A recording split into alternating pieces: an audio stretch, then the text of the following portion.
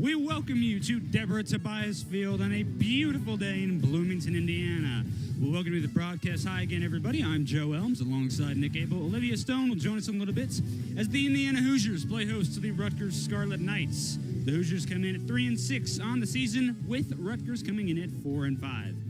And Nick, taking a look at the Hoosiers first, they're 3-6. The season has been a bit of a struggle so far. There's really no other way around it, right? They haven't won a Big Ten game so far this season. They're coming off getting shut out 3-0 by 5th-ranked Maryland. What is the key for them to come in here and respond by defending their home turf? Ranked Hoosiers took on 2 teams and 2 W's to wrap up senior nights. The Hoosiers defeated Cal Baptist 16-7 and Iona 19-5 to start the weekend off 2-0. On Sunday, the Hoosiers took on St. Francis and defeated them by a score of 19-5. Indiana has been on a tear of blowing teams out this stretch. This continued versus Salem as they ended up winning 18-6 with Haley Hunter holding Salem to 6 goals, rounding out the weekend 4-0.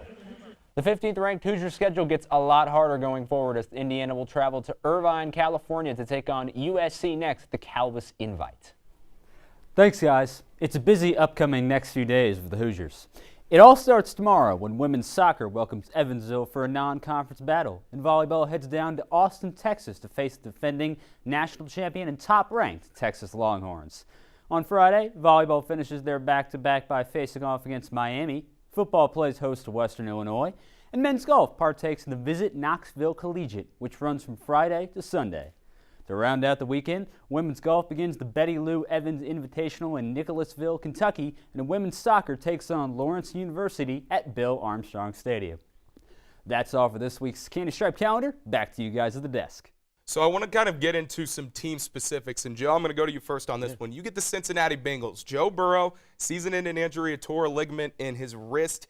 So Jake Browning gets the start against Jacksonville on Thursday, 354 passing yards and a touchdown.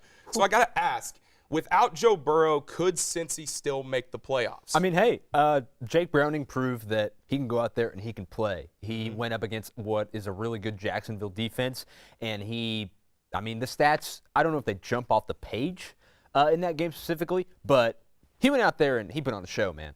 I was very impressed with the way he was playing. He made some really nice throws, and Cincy, to put it to you as best I can, Cincy is not out of this thing. They're not out of this thing, and I think they are more than capable of having a shot, making the playoffs, sneaking in into an uncertain back half of the AFC playoff picture as it stands right now. But I think they got a shot. I think they really do.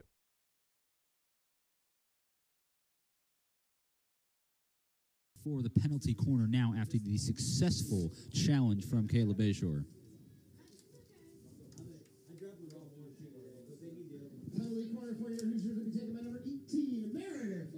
Meredith Lee, the one to send it in, just like the first one, just like last time. Lee will send it in. Let's see if the Hoosiers can strike here, trying to set it up, and Michigan State will clear it out of the circle. It'll roll out of bounds. Just another mistake there by the Hoosiers. Seems it was Garcia Prado who struggled as soon as I got on the circle. Again, not really played well by the Hoosiers. And a stab at the ball right there didn't do anything. Played well once again by the Michigan State defense. This Michigan State defense, when Indiana has had opportunities in the shooting circle, opportunities to get shots on goal, this Spartan defense has been really just exceptional. Vino has had a really, really nice game in goal for the Spartans. Laura Martz will send it in once again for the Hoosiers. Shot, that was Keld who took it and does not find the goal. Michigan State now trying to run. Getting it on the Hoosier side, working that boundary line on the right side. That one will, in fact, roll out of bounds. And she is now in the game. We haven't seen a whole lot of her. We saw more of her early in the season, but not a lot today. As an S. Garcia Prado trying to pry it away. She's trying to weave her way through the Scarlet Knight defense again, and she puts it. What a shot! Are you kidding me? Unbelievable! What a goal! That, ladies and gentlemen, makes your Sports Center Top 10 What a goal, and Indiana wins in overtime. Wow.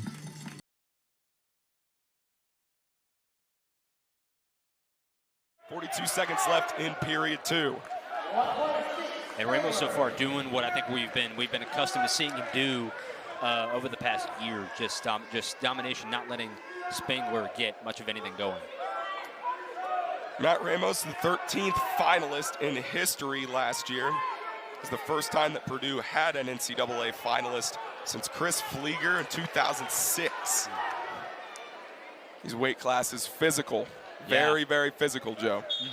Definitely physical. They're not nearly as explosive as we saw with Washington Bowman during the last one, but that was an impressive Huge pat move return right there. there.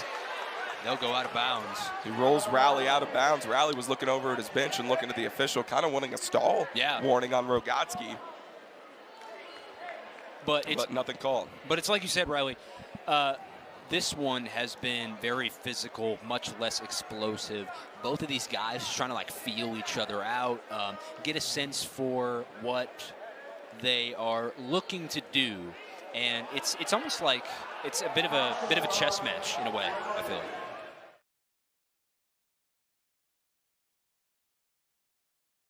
You know what? It is too good to be true. They beat Northwestern 6-0. Whoa! If Indiana started the season 6-0, there would be riots in Bloomington. Bloomington would not exist anymore. We're a football school. We're a football school. So Bloomington explodes.